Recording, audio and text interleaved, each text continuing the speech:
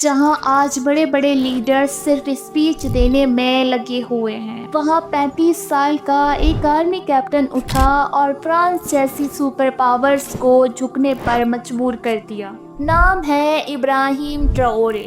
افریقہ کے ایک چھوٹے سے دیش برکینا فاسو کے فوج کا ایک کیپٹن، جس کے ایک ایک قدم نے آج افریقہ کے فیوچر کا نقشہ بدل دیا ہے اور ویسٹ کنٹریز کی نیندیں اڑا رکھی ہیں۔ دراصل دوستو، ابراہیم ٹراورے کا جنم 1988 میں برکینا فاسو کے ایک شہر بوندوکو میں ایک مسلم پریوار میں ہوا تھا، اور بچپن سے ہی انہوں نے ڈسپلن اور ایمانداری اپنائی۔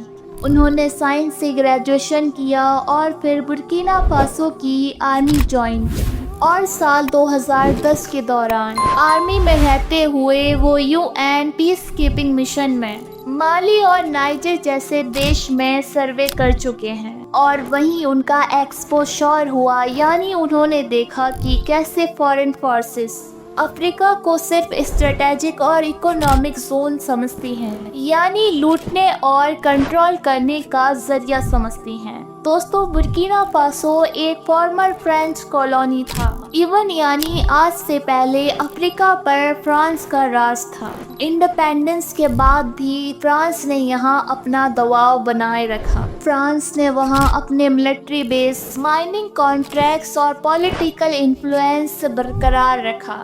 وہاں کا ایک بڑا ملٹری بیس کمبوئنسین فرانس کنٹرول کرتا تھا، جہاں سے وہ اینٹی ٹیرر آپریشن چلا رہا تھا۔ لیکن گراؤنڈ ریئلٹی یہ تھی کہ گولڈ اور ریسورس کا پیسہ فرانس لے جا رہا تھا۔ برکینا کے لوگوں کو نہ سرکشا مل رہی تھی، نہ ایجوکیشن اور نہ ہی ہیلتھ، اور وقت کے ساتھ ٹیررزم بڑھتا جا رہا تھا۔ پبلک کا غصہ بڑھتا گیا، اور 2022 میں ابراہیم ٹراورے نے ملٹری کوپ کر کے پاور لی اور کہا کہ اب ہمارا دیش کسی اور کے ریموٹ کنٹرول سے نہیں چلے گا۔ پاور میں آتے ہی ابراہیم ٹراورے نے سب سے پہلے فرانس کے ملٹری بیس کو بند کرنے کا حکم دیا، فرینچ سولجرز کو 1 مہینے کے اندر نکلنے کو کہا، اور اتنا ہی نہیں بلکہ رشیا سے اپنے ڈپلومیٹک تعلقاتوں کو مضبوط کیا، ملٹری اور اکنامک سپورٹ کی بات کی، مالی اور نائجر جیسے پڑوسی افریقن دیشوں کے ساتھ الائنس بنایا، اور اس الائنس کو نام دیا گیا دی اینٹی ویسٹ افریقن بلاک، یعنی وہ گروپ جو ویسٹ کنٹریز کا قبضہ ختم کرنا چاہتا ہے۔ دوستو، اسی مومنٹ میں ایک اور نام جڑتا ہے، ایران۔ جی ہاں، جس طرح ایران نے 1979 کے ریولیوشنز کے بعد اپنی آزادی اور خود مختاری کے لیے امریکہ اور ویسٹ کنٹریز کا دباؤ جھیلا، وہ بھی اسی گلوبل موومنٹ کا ایک حصہ بن چکا ہے۔ ایران نے دکھایا کہ اگر ارادے مضبوط ہوں تو بنا ویسٹ کنٹریز کے سہارے کے ایک دیش خود پر کھڑا ہو سکتا ہے،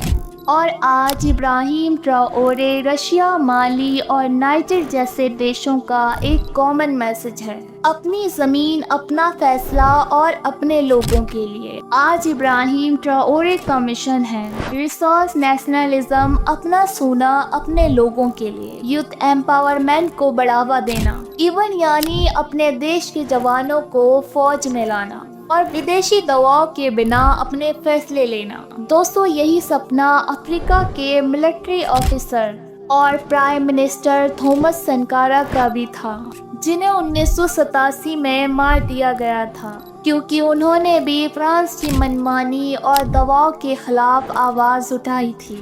لیکن دوستو، آج ابراہیم ٹراورے کے اس ڈیسیژن سے برکینا فاسو کے لوگوں کا بھروسہ بڑھ رہا ہے۔ مالی اور نائجر جیسے دیشوں کے جوائنٹ آپریشن کے بعد ٹیرر اٹیک کم ہوئے ہیں، اور آج یوتھ ابراہیم ٹراورے کو کیپٹن ریولیوشن کہہ کر پکار رہی ہے، اور ظاہر سی بات ہے کہ ابراہیم ٹراورے کی اسی اسٹریٹجی پلاننگ کو دیکھ کر آج ویسٹ کنٹریز کی میڈیا میں ان کے خلاف پروپیگنڈے بھی بڑھ گئے ہیں۔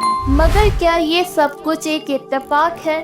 جی نہیں، بلکہ یہ ایک تیاری ہے نئے افریقہ کی۔ دراصل دوستو، جب دنیا نے کہا کہ افریقہ کبھی آزاد نہیں ہو سکتا، تب ابراہیم ٹراورے نے کہا مجھے صرف ایک موقع دو، میں پورا سسٹم بدل دوں گا۔ لیکن سوال یہ ہے کہ کیا دنیا ابراہیم ٹراورے جیسے لیڈر کو سروائیو کرنے دے گی؟ کیونکہ جب کوئی لیڈر اپنے لوگوں کے لیے دنیا کے سپر پاور سے ٹکراتا ہے تو اس کے لیے تالیاں کم بجتی ہیں بلکہ سازشیں زیادہ ہوتی ہیں۔ آج ابراہیم ٹراورے صرف ایک فوج کا افسر نہیں بلکہ وہ پورے افریقہ کا سپنا بن چکا ہے۔ کیا ابراہیم ٹراورے اپنے مشن میں کامیاب ہوں گے یا وہ بھی غدافی، صدام، شاہ فیصل اور سنکارا کی طرح صرف ایک مثال بن جائیں گے؟ اپنی رائے ہمیں کمنٹ سیکشن میں ضرور بتائیں۔ ویڈیو کو زیادہ سے زیادہ شیئر کریں اور ہمارے چینل ایس ایچ ہسٹری کو سبسکرائب کر بیل آئیکن کے بٹن کو ضرور دبا دیں۔